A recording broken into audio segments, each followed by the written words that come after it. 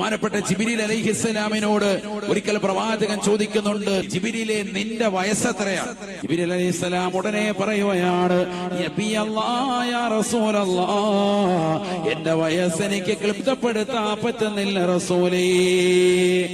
പക്ഷേ ഒരു കാര്യം തങ്ങൾക്ക് ഞാൻ ഉറപ്പു തരാം, എന്നെ അല്ലാഹു സൃഷ്ടിച്ചതിന് ശേഷം 70,000 വർഷങ്ങൾ കൂടുമ്പോ ആകാശസീമയിൽ ഒരു മനോഹരമായ നക്ഷത്രത്തെ ഞാൻ കാണാറുണ്ട്.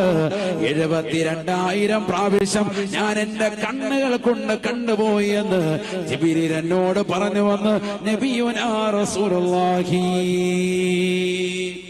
അല്ലാഹുവിന്റെ റസൂല് ഉടനെ ജിബ്രീൽ അലൈഹിസ്സലാമിനോട് പറഞ്ഞു അത്രേ, അനദാകൽ കൗകബു യാ ജിബ്രീൽ,